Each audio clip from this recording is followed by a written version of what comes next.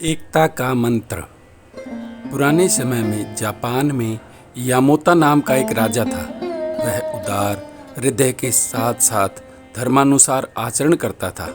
उनका मंत्री ओचोमान भी संयमी और संतोषी स्वभाव का धनी था। एक बार राज दरबार में चर्चा चल रही थी। तभी किसी ने राजा यामोता को बताया कि मंत्री ओचोमान के दादा के सभी भाइयों के बेटे और बेटियों सहित पूरा परिवार एक साथ सद्भाव और प्रेम से रहते हैं। इस वक्त मंत्री जी खुद परिवार के मुखिया का दायित्व निभा रहे हैं। किसी दूसरे मंत्री ने बताया कि इस विशाल परिवार की खास बात ये भी है कि इसमें कभी भी किसी बात को लेकर विवाद नहीं होता। पूरी बात सुनने के बाद राजा के मन में जिज्ञासा जगी कि क्यों न ऐसे आदर्श परिवार से मिला जाए और उसकी एकता और सौहार्द के रहस्य को जाना जाए।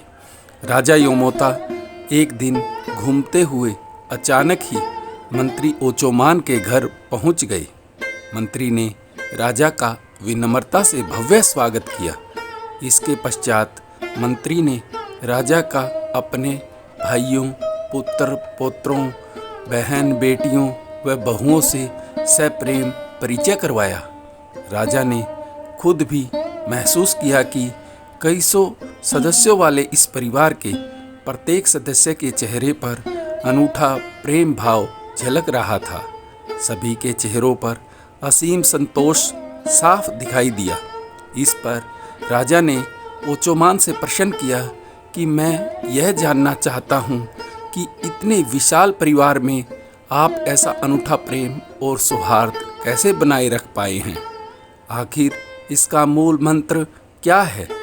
तब मंत्री ने इस रहस्य का खुलासा करते हुए बताया कि महाराज, संतोष और सहनशीलता ऐसे अद्भुत मंत्र हैं जो विशाल परिवार को एक साथ रखने में समर्थ होते हैं। ओचोमान ने आगे कहा कि धर्म ने हमें सादगी, सरलता और संतोष का जीवन जीने की प्रेरणा दी है।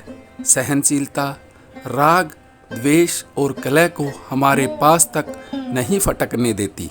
मंत्री की बात सुनकर राजा ने स्वयं पर गौरवान्वित महसूस किया कि उनके दरबार में मंत्री के रूप में एक ऐसा अनमोल हीरा है। इस कहानी से हमें शिक्षा मिलती है कि परिवार में छोटी मोटी बातों के लिए लड़ाई झगड़ा नहीं करना चाहिए और यदि किसी बात पर मतभेद की गुंजाइश होती है तो उसे मिल बैठकर सुलझा लेना चाहिए। ऐसा करने से परिवार की एकता भी बनी रहती है और बाहरी लोग आपके परिवार के किसी सदस्य का गलत फायदा भी नहीं उठा पाएंगे। यदि आपको हमारी ये कहानी अच्छी लगी तो इसे लाइक, शेयर और हमारे चैनल जुबानी कहानी को सब्सक्राइब जरूर करें।